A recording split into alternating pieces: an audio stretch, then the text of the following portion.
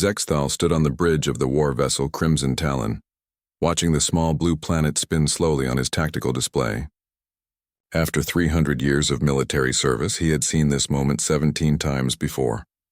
A new world, a new species, another easy victory for the Corvani Empire. The scanner readings made him almost laugh. These creatures called humans had barely figured out how to travel between stars.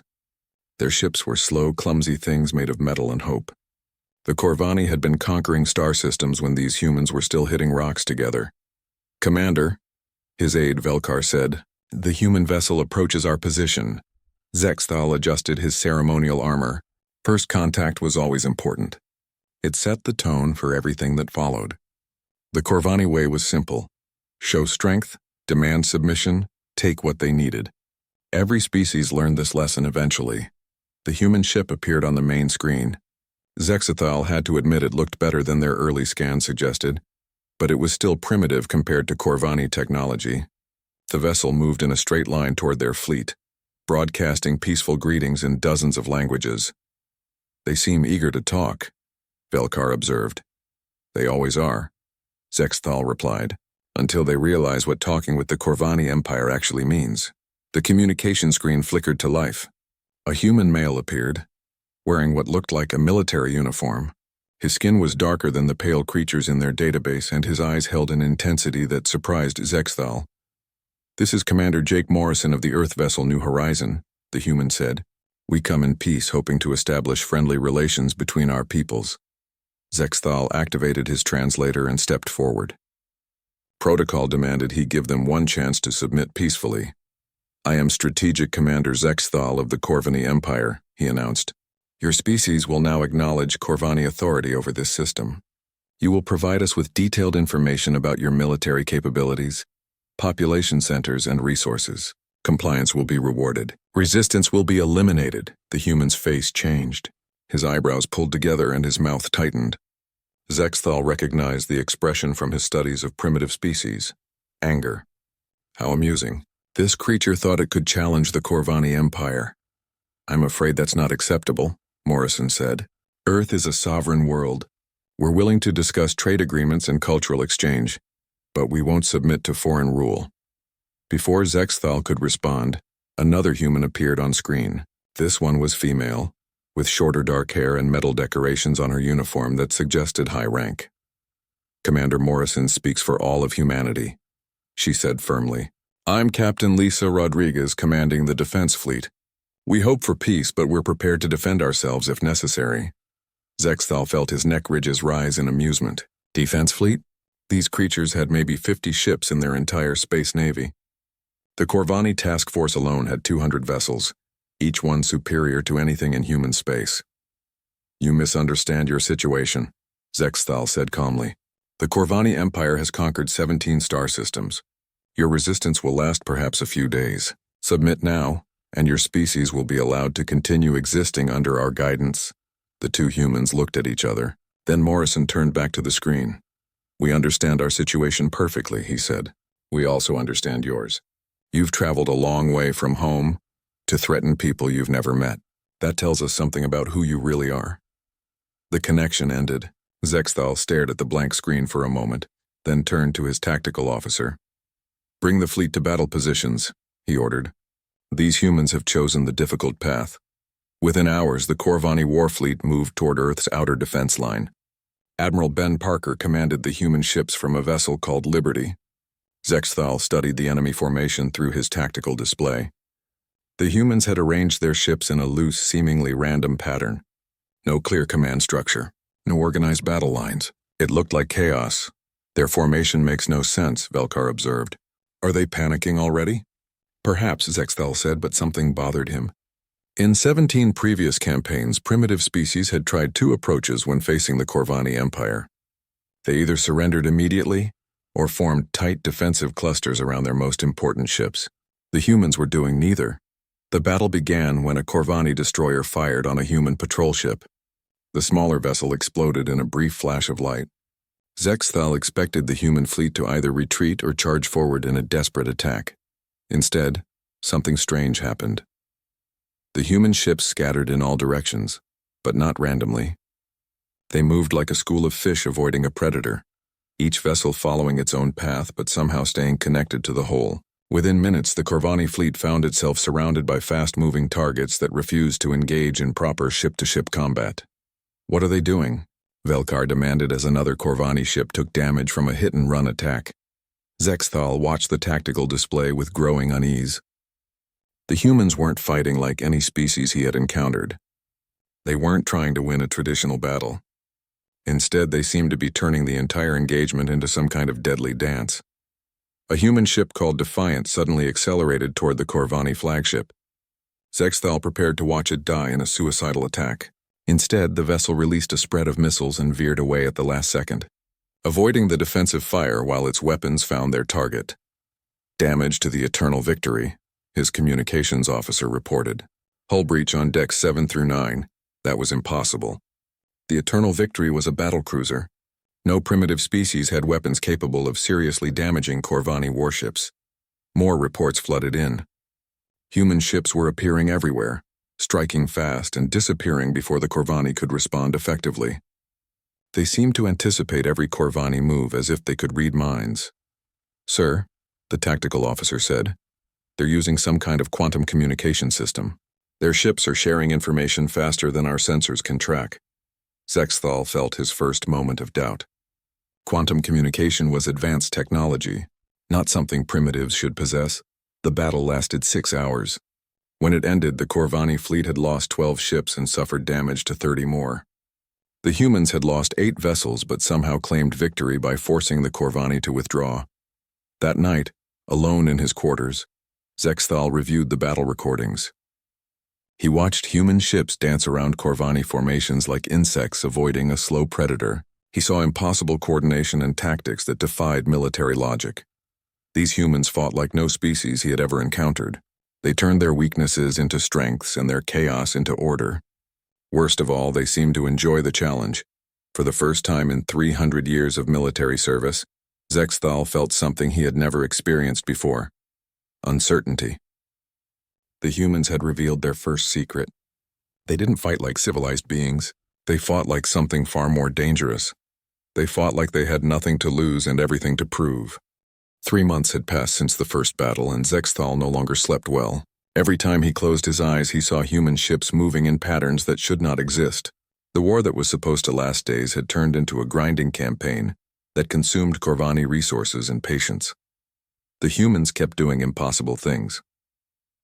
Yesterday, Colonel Amy Watson had led 30 human fighters against the Corvani shipyard at Kepler Station. The tactical computers calculated her chances of success at 0.3%.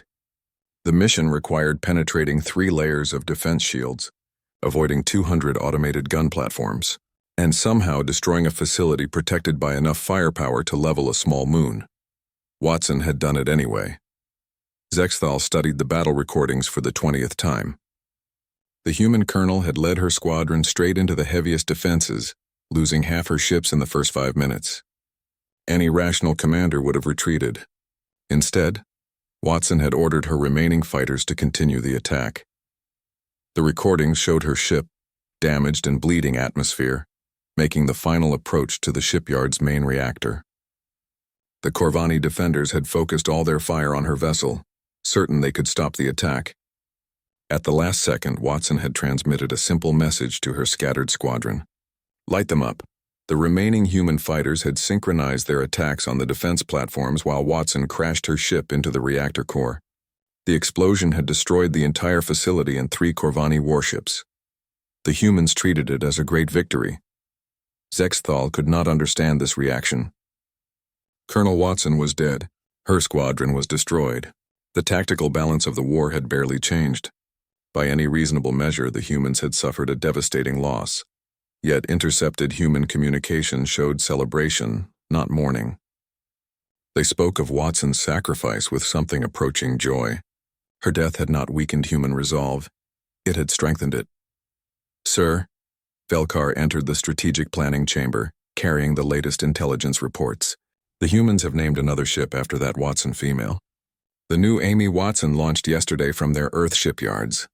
Zexthal looked up from his calculations. "They name ships after their dead?" "Not just ships. Stations, colonies, military units.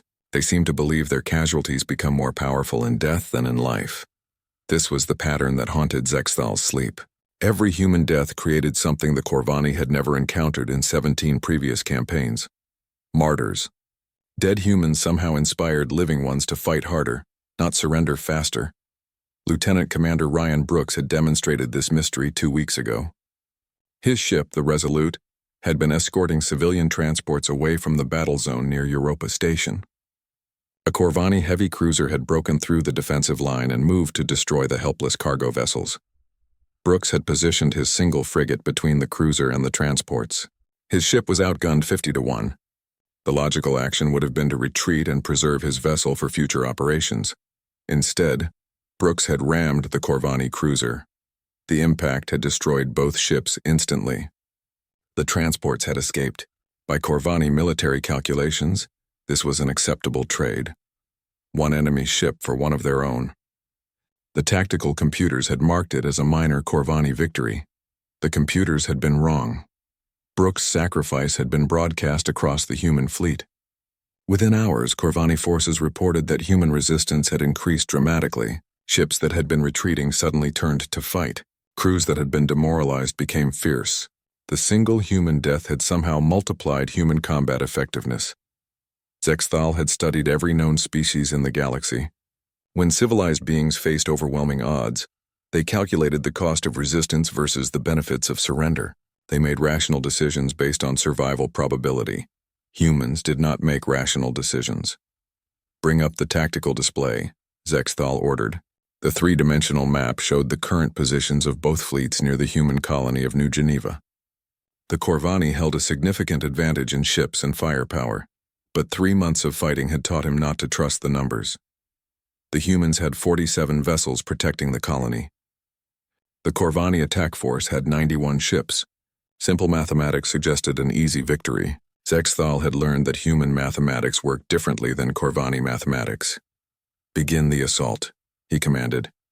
The battle developed exactly as his tactical computers predicted. Human ships fought desperately but were slowly pushed back toward the colony. Their defensive line began to collapse under superior Corvani firepower.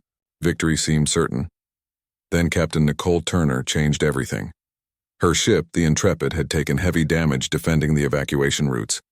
The vessel was losing power and would be destroyed within minutes. Turner should have retreated to preserve her crew. Instead, she accelerated toward the largest Corvani battlecruiser. Zexthal watched in fascination as the damaged human ship aimed itself like a missile at the dominant force. The battlecruiser's weapons tore chunks from Turner's vessel, but momentum carried the dying ship forward. "She's going to ram us," the battlecruiser's captain reported, panic clear in his voice.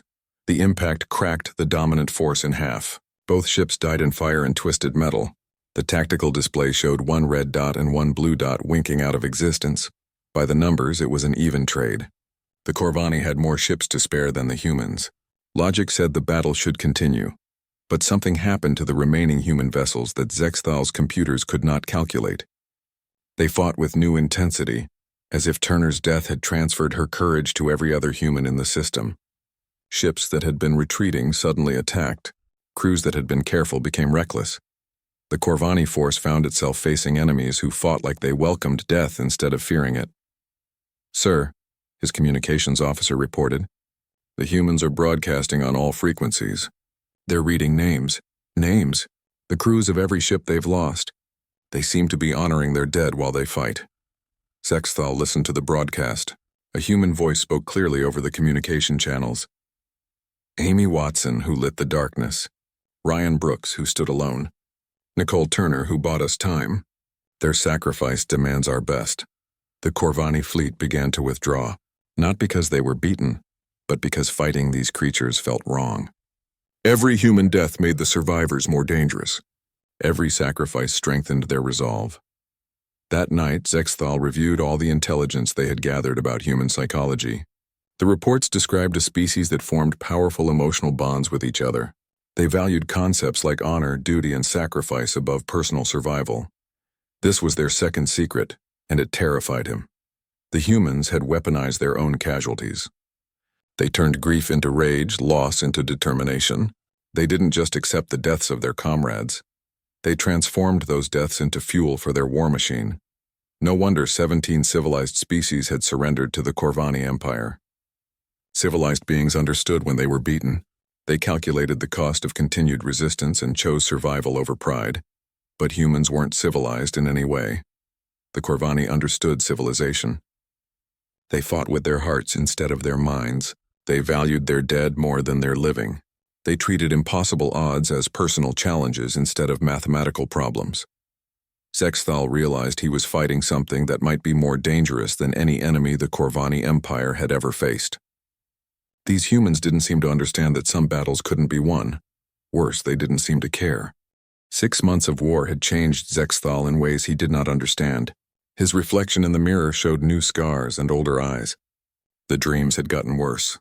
Every night he saw human ships dancing through Corvani formations like ghosts that could not be killed. The High Command was growing impatient. 17 previous campaigns had never lasted this long. The humans should have surrendered by now, or at least been beaten into submission. Instead, they seemed to grow stronger with each passing day. Zexthal had volunteered for the reconnaissance mission, partly to escape the questions from his superiors, but mostly because he needed to understand something that kept him awake at night. Every battle showed him new human tactics that defied logic. Every engagement revealed capabilities that shouldn't exist. He needed to see how they lived when they weren't fighting. Stealth suit made him invisible to human sensors as he approached their military base on the asteroid called Haven Point. Intelligence. Reports said this facility trained their elite soldiers and housed their wounded. It should give him insight into human psychology under stress. Zexthal expected to find fear. After 6 months of brutal warfare, any rational species would be showing signs of mental breakdown. The base should be full of desperate soldiers preparing for missions they knew were hopeless. Instead, he found something that challenged everything he thought he knew about warfare. The humans were laughing.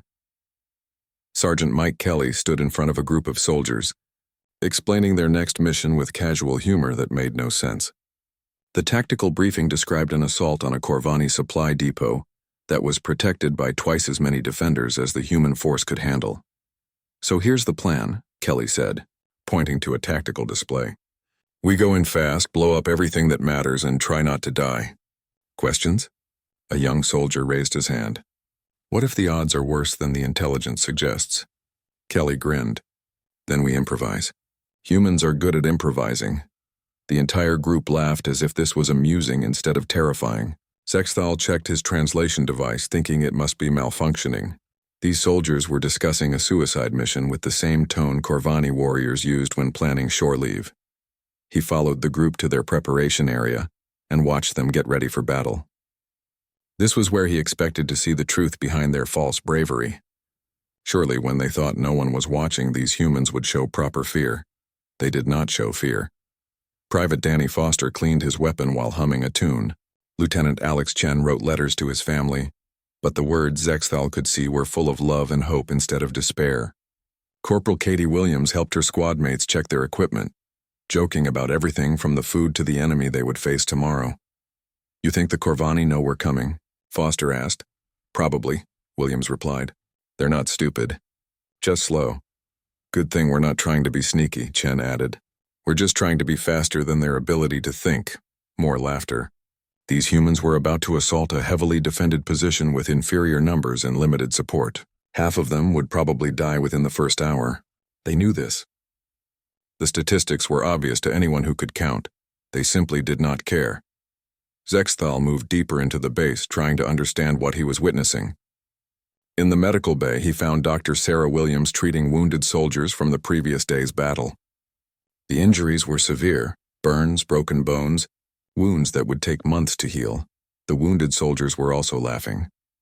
"I heard you took out 3 Corvani fighters before they got you," Williams said to a pilot with his arm in a support cast.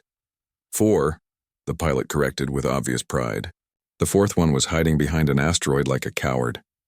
"Show off," another wounded soldier called from across the room. "Next time, save some targets for the rest of us."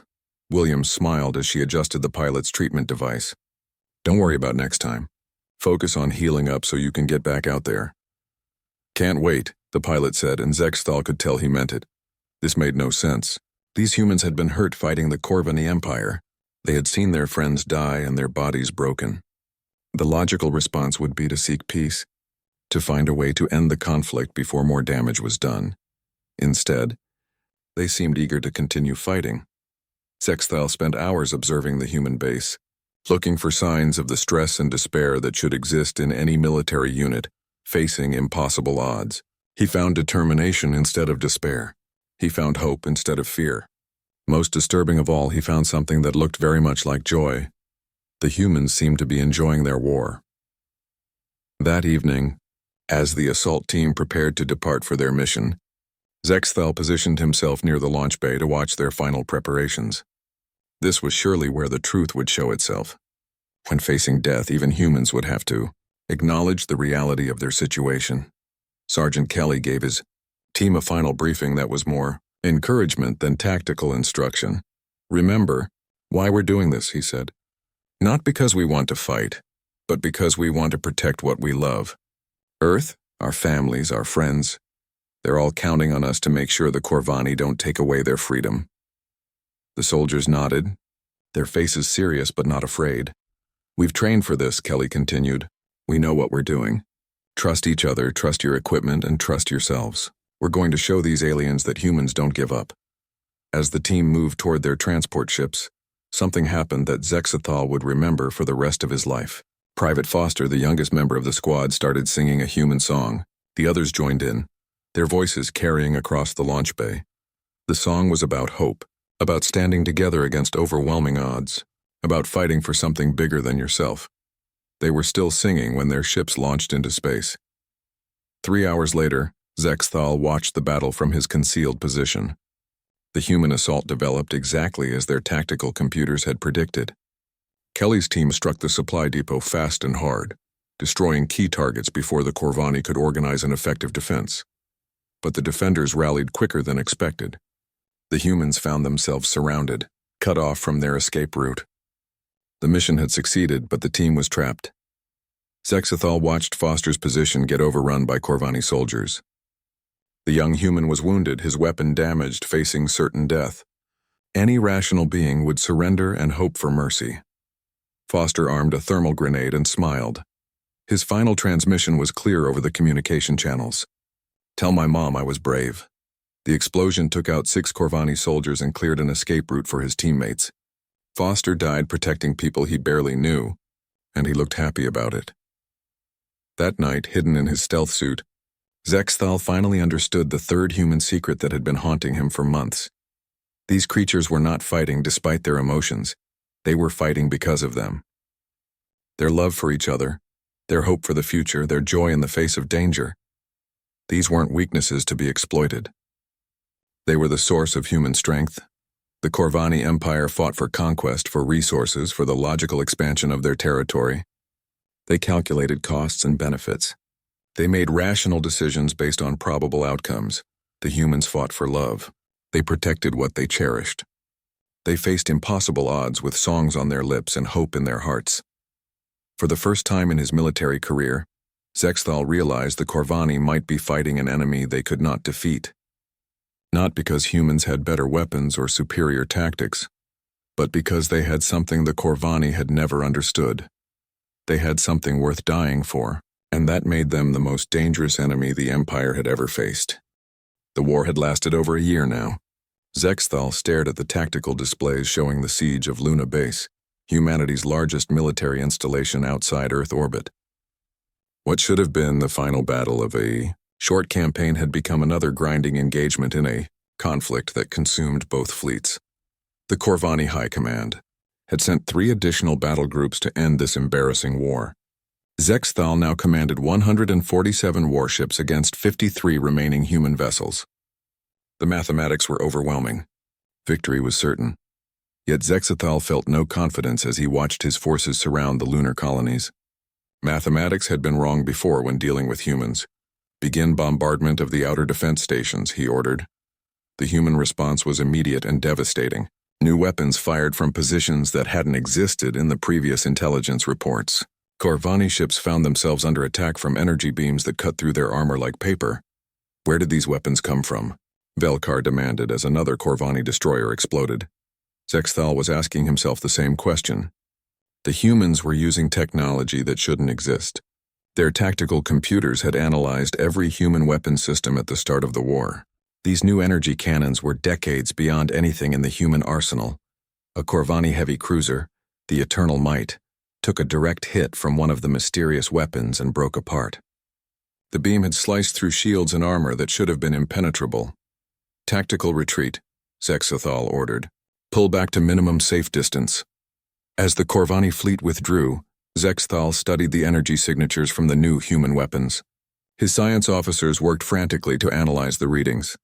Sir, the chief scientist reported, these weapons are based on our own plasma cannon technology, but they've been modified in ways we never considered.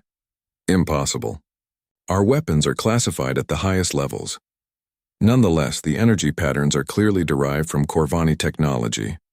But the humans have somehow improved the focusing array and increased the power output by 300%. Zexthal felt ice in his veins. The humans had not only stolen Corvani technology, they had made it better. Later that night, while his engineers tried to understand how the humans had improved upon weapons the Corvani had spent centuries perfecting, Zexthal received permission to conduct a reconnaissance mission to the abandoned research station on Luna's dark side. He found answers he did not want to know.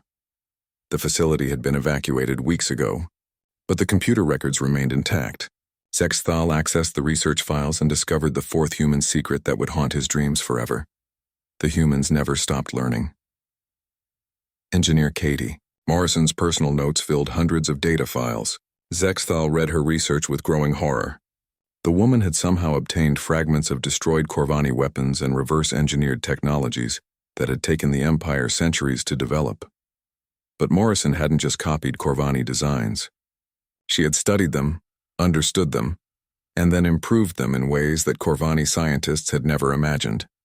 Her notes showed a mind that approached technology like a puzzle to be solved rather than a tool to be used. She questioned every design choice, tested every assumption, and found weaknesses in systems the Corvani considered perfect. The Corvani plasma cannon is efficient but wasteful, one file read. The focusing crystal arrangement creates unnecessary energy dispersion. By rotating the primary crystal array and adding a secondary containment field, we can increase weapon power by 280%, while reducing energy consumption by 40%. Zexthal found similar improvements to Corvani shield technology, propulsion systems, and even basic metallurgy. Morrison had taken apart captured Corvani equipment like a child examining a broken toy, except she had put it back together in ways that made it better than the original. Worse, she wasn't alone. The research station contained the work of dozens of human scientists, each one approaching Corvani technology from a different angle. They shared information freely, built upon each other's discoveries, and created innovations at a speed that should have been impossible. Engineer Steve Adams had designed new armor composites based on Corvani materials science. Dr. Helen Cooper had developed medical treatments using captured Corvani biological data. Commander Frank Lopez had created tactical systems that turned human ships into weapons the Corvani Empire had never faced. Every piece of Corvani technology that fell into human hands became the foundation for something better. Every battle gave them new examples to study. Every defeat taught them lessons that made them stronger. Zexthal found Morrison's final research log, recorded just days before the facility was evacuated. "We're winning the technology race," her voice said from the speakers. "Not because we're smarter than the Corvani, but because we approach problems differently. They seem to develop technology and then consider it finished.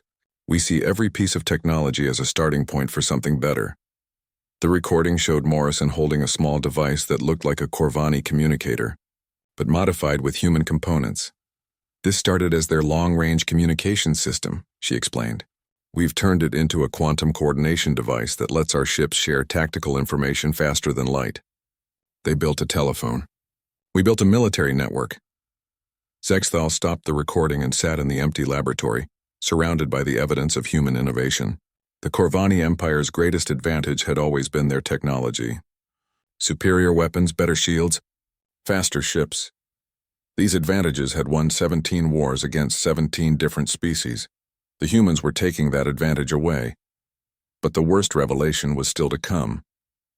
In Morrison's personal files, Zexthal found plans that made his blood freeze. The humans weren't just improving captured Corvani technology. They were designing weapons specifically to fight the Corvani Empire. Ship designs that could outmaneuver anything in the Corvani fleet.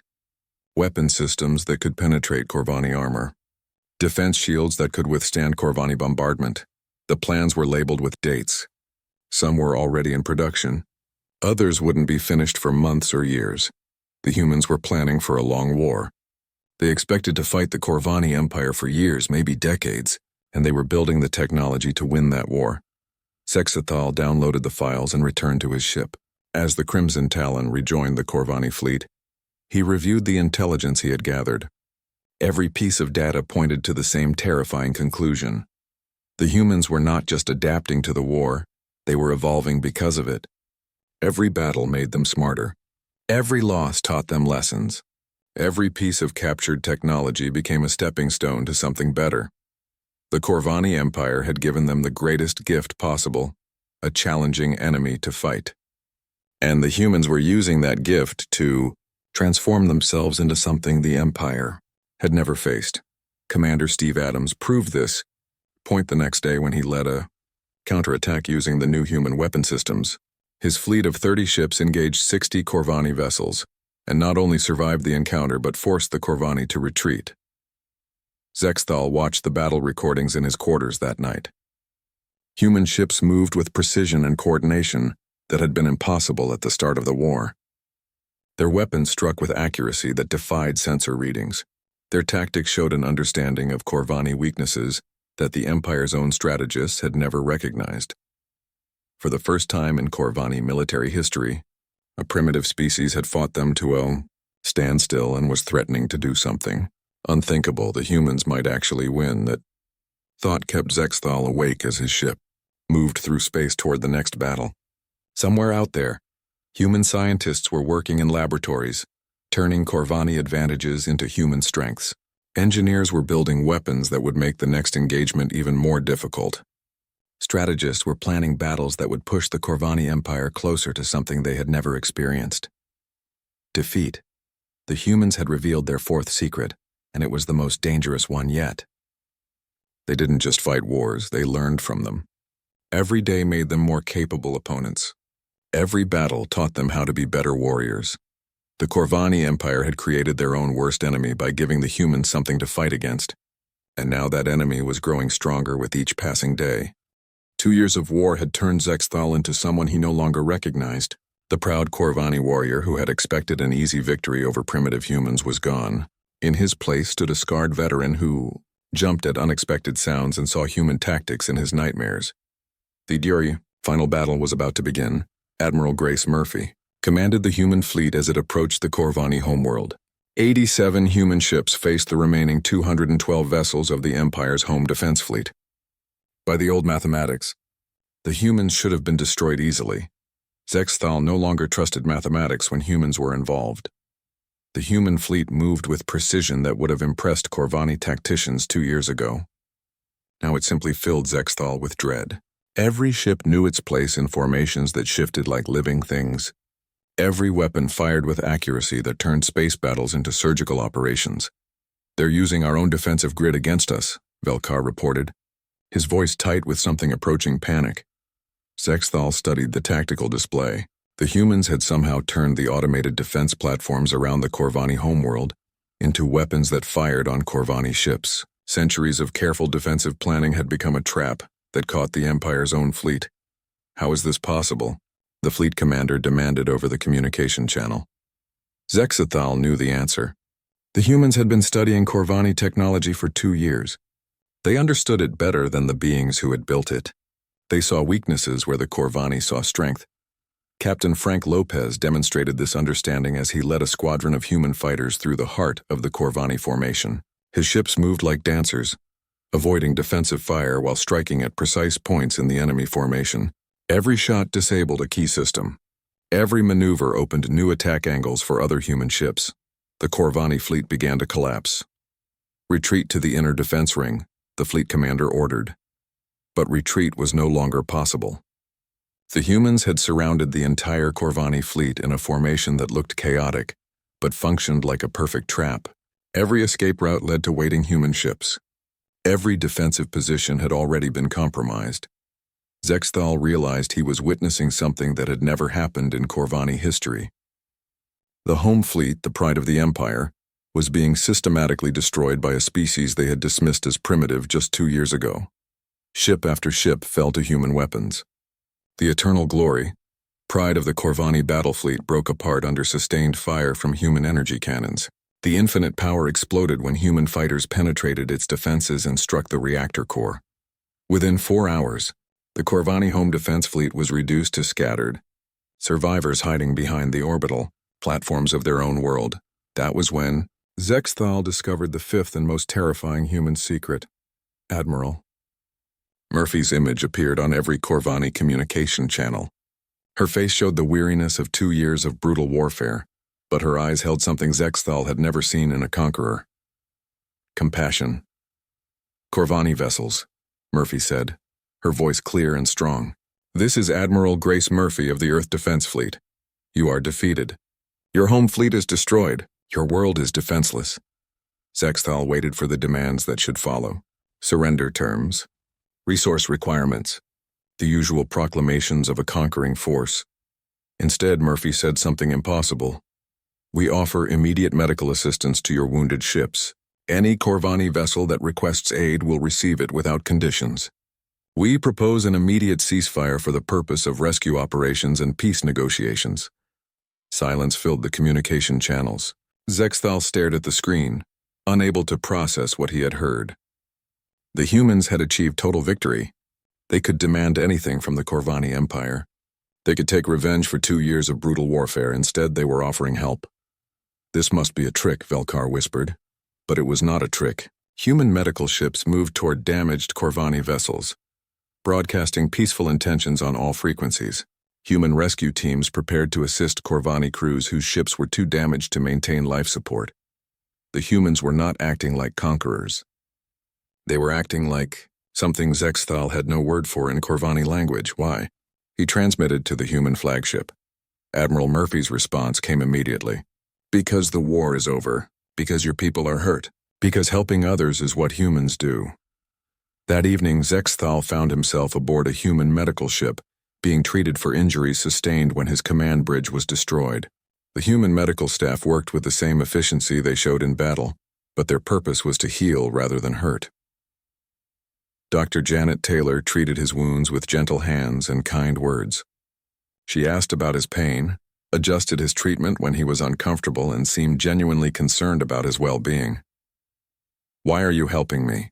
Zexthal asked. "I have been trying to kill your people for 2 years. Dr. Taylor paused in her work and looked at him with eyes that held no anger or hatred. "Because you're hurt," she said simply. "Because the fighting is over. Because every life has value, even the life of an enemy." This was the fifth human secret, and it was the most devastating of all. The humans did not fight to destroy their enemies. They fought to protect what they loved. Even in total victory, their goal was not conquest, but peace. They did not seek to rule the Corvani Empire. They sought to end the war that was hurting both species. Over the following days, as peace negotiations began on the human flagship, Zexthal observed the human leadership with new understanding. They discussed terms that were generous to the defeated Corvani. They proposed trade agreements instead of tribute payments. They offered cultural exchange instead of cultural dominance. Admiral Murphy met with Corvani leaders as equals, not as conquered subjects. She listened to their concerns, addressed their fears, and sought solutions that would benefit both species. "We don't want to rule you," she told the Corvani delegation. "We want to live in peace with you. We want our children to grow up in a galaxy where different species can cooperate instead of fighting." The Corvani representatives struggled to understand this concept. In their experience, the strong dominated the weak. Victory meant conquest. War ended with one species ruling another. The humans wanted something different. They wanted war to end with understanding. Zexthal spent weeks aboard human ships as the peace process continued. He watched human crew members interact with Corvani prisoners and refugees. He saw no hatred, no desire for revenge, no cruelty toward defeated enemies. Instead, he saw curiosity about Corvani culture. He saw respect for Corvani knowledge and skills. He saw humans learning Corvani languages and customs, not to exploit them but to communicate better. Captain Lisa Rodriguez, who had been one of the first humans Zexthal met during the initial diplomatic contact, visited him during his recovery. "Do you remember our first meeting?" she asked. "I remember thinking you were weak because you showed emotion," Zexthal replied. Rodriguez smiled. "And now?" Zexthal considered the question carefully. "Now I understand that your emotions were not weakness. They were the source of your strength. You fought with your hearts, not just your minds. That made you impossible to defeat." "We didn't want to fight at all," Rodriguez said. "We wanted to be friends with your people." "We still do." That conversation changed something fundamental in Zexthal's understanding of the universe. The humans had revealed their final secret. They were warriors who fought for peace. They were strong because they chose compassion over cruelty. They won because they never lost sight of what truly mattered. The war ended not with conquest but with cooperation. The Corvani Empire became the Corvani Republic, working alongside the Human Federation to explore new worlds and protect weaker species from the kind of aggression the Empire had once practiced. Thal chose exile from his own people rather than return to a society that still believed might made right. He served as a cultural liaison between humans and Corvani, helping other members of his species understand the lessons he had learned. Years later, he wrote his memoirs as a warning to any species that might consider challenging humanity. "I learned 5 secrets fighting humans," he wrote. "They fight with chaos that creates order. They turn their casualties into inspiration. They battle with joy instead of despair. They transform every defeat into a lesson that makes them stronger, and they wage war not to destroy their enemies but to protect what they love. These secrets make humans the most dangerous species in the galaxy, not because they are cruel or merciless, but because they are exactly the opposite. They fight with honor. They show mercy to the defeated. They seek peace even in the midst of war. Never mistake human emotion for weakness. Never assume human compassion means they cannot fight. Never believe that human mercy indicates they cannot win. The humans will surprise you as they surprised me. They will show you what it means to be truly strong, and if you are wise, you will learn from them as I did. The secrets I learned fighting humans still haunt me, but they are beautiful secrets, and they have made me a better being." Zexthal finished writing and looked out at the stars where human and Corvani ships now traveled together in peace. The war was over. The